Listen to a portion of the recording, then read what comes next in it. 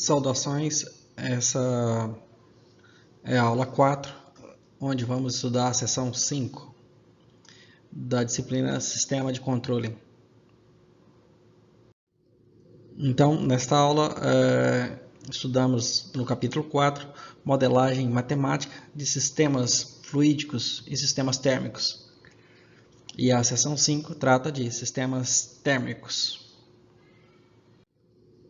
Aqui está a bibliografia, como já foi apresentada em outras aulas. Então, quanto aos sistemas térmicos, os sistemas térmicos são aqueles que envolvem transferência de calor de uma substância para outra. Os sistemas térmicos podem ser analisados em termos de resistência e capacitância. Embora a resistência térmica e a capacitância térmica não possam ser representadas com precisão como parâmetros concentrados, uma vez que estas normalmente são distribuídas nas substâncias. Então, nos modelos de circuitos elétricos e outros sistemas, como sistemas hidráulicos e pneumáticos, tínhamos essas mesmas variáveis, como resistência e capacitância. Alguns desses modelos, para uma análise mais precisa, devem ser utilizados os modelos de parâmetros distribuídos. Aqui, entretanto, para simplificar a análise, vamos supor que um sistema térmico possa ser representado por um modelo de parâmetros concentrados, que as substâncias caracterizadas pela resistência ao fluxo de calor tenham capacitância térmica desprezível e que as substâncias caracterizadas pela capacitância térmica tenham resistência desprezível ao fluxo de calor. Existem três diferentes modos de o calor fluir de uma substância para outra. Um dos meios é através da condução térmica, Outro é através da convecção, correntes de convecção, correntes de gases, por exemplo, ou líquido, E outro é por meio da radiação ou infravermelho. Consideraremos aqui apenas a condução e a convecção, ou seja, o infravermelho é apenas uma das frequências, mas existe todo o espectro de condução eletromagnética, condução térmica. A transferência de calor por radiação é significativa somente se a temperatura do emissor for muito alta, comparada à do receptor. A maioria dos processos térmicos nos sistemas de controle de processos não envolve transferência de calor por radiação, para a transferência de calor por condução ou convecção. Então, aqui temos a primeira equação, Q é igual a K vezes delta θ, onde Q representa a taxa de fluxo de calor em quilocaulos por segundo e delta θ representa a diferença de temperatura em graus Celsius. K maiúsculo aqui significa o coeficiente em quilocaulos por segundo vezes grau. O coeficiente K é dado por esse K maiúsculo, é igual a K minúsculo vezes A dividido por delta X maiúsculo, que é por condução, e K é dado por H vezes A por convecção, onde esse K minúsculo representa a condutividade térmica em quilocaulos por metro vezes segundo vezes graus Celsius. A representa a área normal ao fluxo de calor em metros quadrados. Δx representa a espessura do condutor em metros. E esse H maiúsculo é o coeficiente de convecção, dado em quilocaulos por metro quadrado vezes segundo vezes graus Celsius. Resistência térmica e capacitância térmica. A resistência térmica, R, para a transferência de calor entre duas substâncias, pode ser definida como se segue. R, que é a resistência térmica, indica a variação na diferença de temperatura em graus Celsius dividida pela variação na taxa do fluxo de calor em quilocoulombs por segundo. A resistência térmica para a transferência de calor por condução ou convecção é dada por... Então, a resistência é dada o diferencial da variação da temperatura Δθ, dQ, que é o diferencial do fluxo, que é igual a 1 sobre K. Como os coeficientes de condutividade térmica e convecção são quase constantes, a resistência térmica, tanto para condução como para convecção, é constante. A capacitância térmica C é definida por C a variação no calor armazenado em quilocalorias dividido pela variação na temperatura em graus Celsius, ou C, que é capacidade térmica, capacitância térmica, é igual a M vezes o calor específico C. M é a massa, né? Então aqui M é a massa da substância considerada em quilogramas, C minúsculo, o calor específico da substância em quilocal por quilograma vezes Celsius. Sistemas térmicos. Na figura aqui ao lado, considera-se que o reservatório seja isolado para eliminar as perdas de calor para o ar em torno do sistema.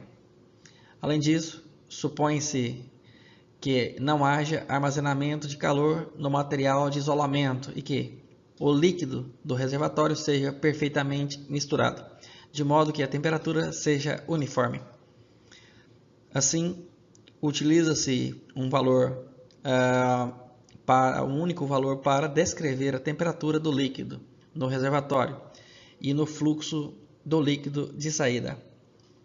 A temperatura do fluxo de saída, ou seja, então entra aqui um líquido frio, internamente existe um aquecedor e um misturador, de forma que a princípio se uniformiza, né, a temperatura tanto da mistura quanto na saída do líquido quente, depois de aquecido. Assim é representado um sistema térmico ideal.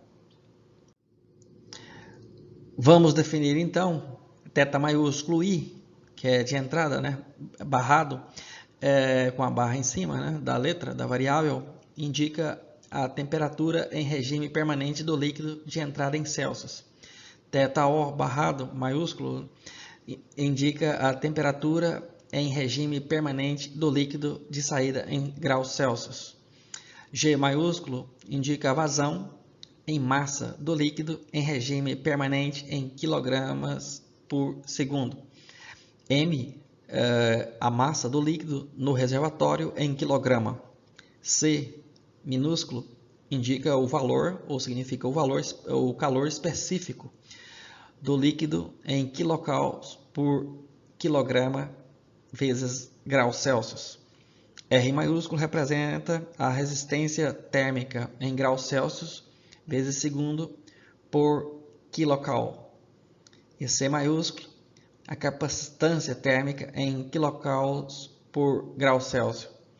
E H maiúsculo barrado indica a taxa de entrada de calor em regime permanente em quilocoulomb por segundo. Ou seja, algumas dessas unidades, ou a maioria, podem ser analisadas através da análise dimensional para saber em que unidades primárias, né, do sistema internacional podem ser representadas. Suponha que a temperatura do líquido de entrada seja mantida constante e que a taxa de entrada de calor no sistema, que é o calor fornecido pelo aquecedor, sofra alteração repentina de H barra maiúsculo para H barra maiúsculo mais H minúsculo inicial, ou de entrada, input, ou HI, né?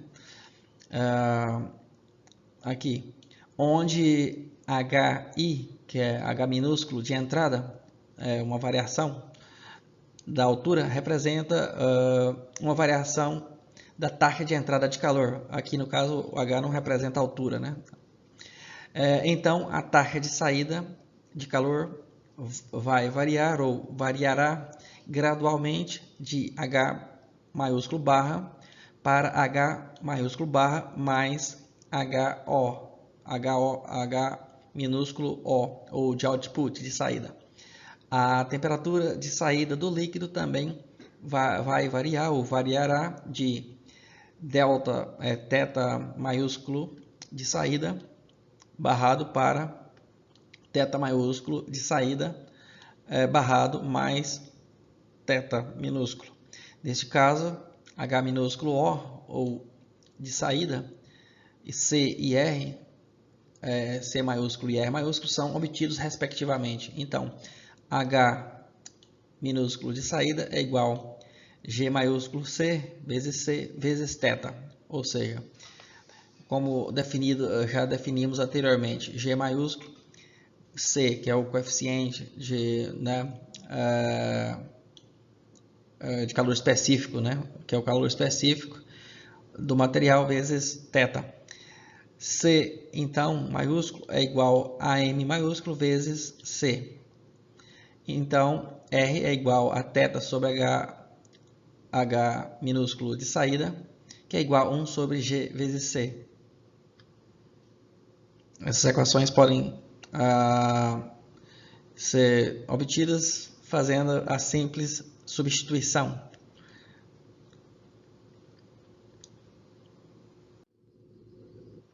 A equação de balanço de calor para esse sistema é C vezes dθ, que é igual a HI de input, de entrada, menos HO de output, de saída, vezes o diferencial de tempo.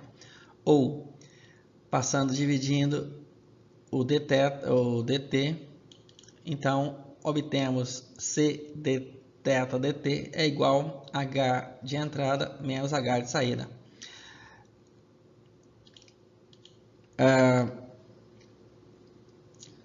A qual pode ser reescrita como RC vezes dθ dt mais θ, que é igual a R vezes HI. Aqui. Observe que a constante de tempo do sistema é igual a RC, R vezes C, ou M dividido por G segundos. A função de transferência relativa a θ e HI de entrada é dada por, então, passando para o domínio da frequência. Então, podemos escrever θ maiúsculo em função do domínio S, dividido por H de entrada, input, no domínio S é igual a R sobre RCS mais 1, onde o θ maiúsculo de S é igual à transformada de Laplace da variável θ em função de t. E HI de S é igual à transformada de Laplace de HI de entrada em função do tempo. Na prática, a temperatura do líquido de entrada pode flutuar e atuar como carga de distúrbio. Se for desejada uma temperatura de saída constante, pode-se instalar um controlador automático para ajustar a taxa de entrada de calor para compensar as flutuações na temperatura do fluxo de entrada do líquido. Ou seja, aí entra a necessidade de criar um controlador para controle de temperatura. Se a temperatura do fluxo de entrada do líquido variar bruscamente de θ de entrada maiúsculo barra para θ de entrada maiúsculo barra mais θ de entrada minúsculo, então a taxa de entrada de calor H maiúsculo e o fluxo do líquido G forem mantidos constantes, então a taxa de saída de calor será alterada de H barra maiúsculo para H barra mais HO minúsculo, ou H de saída. E a taxa do fluxo de saída do líquido passará de θ maiúsculo de output barra para θ maiúsculo de saída barra mais θ. A equação de balanço de calor para este caso será, então, C de θ igual C vezes G vezes C minúsculo, que é o calor específico, vezes θi, que é a θ de entrada, a temperatura de entrada, menos HO, que é o fluxo, a taxa de fluxo de calor de saída, dt.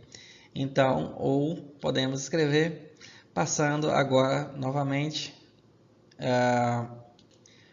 o diferencial de tempo dividindo a equação.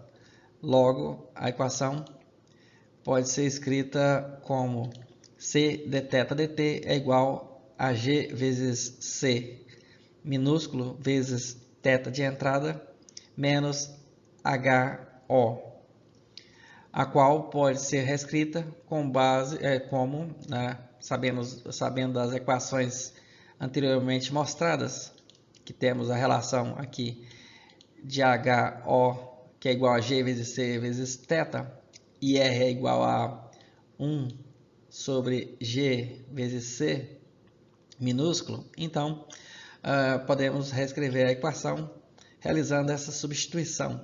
Primeiro, passamos aqui, podemos substituir a variável HO aqui, essa variável HO vem para cá, então podemos fazer essa substituição por GC vezes θ.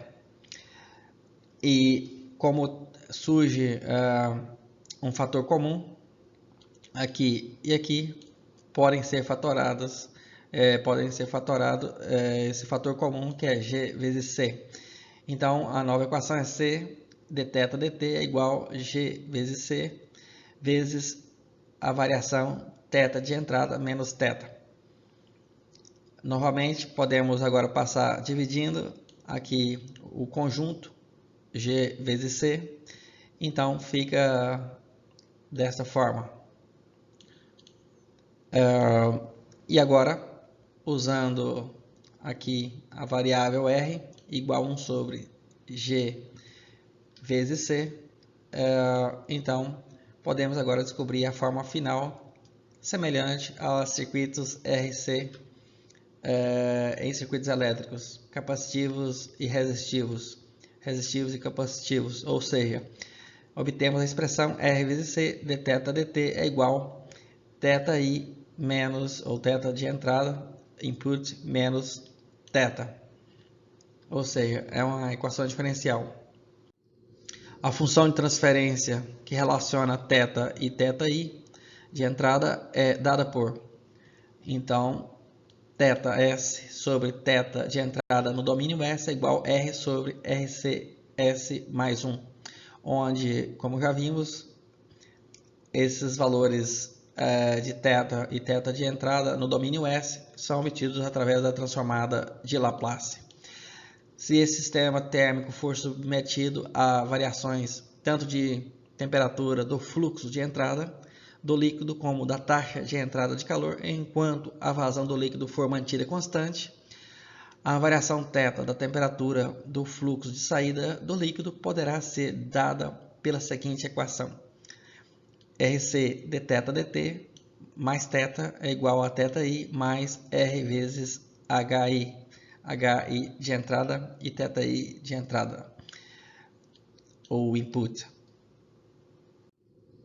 A figura aqui mostra um diagrama de blocos correspondente a esse caso. Note que o sistema contém duas entradas, tanto uma entrada HI no domínio S e uma entrada θ maiúsculo de entrada S. Aqui H passa por um bloco R e aqui temos uma retroalimentação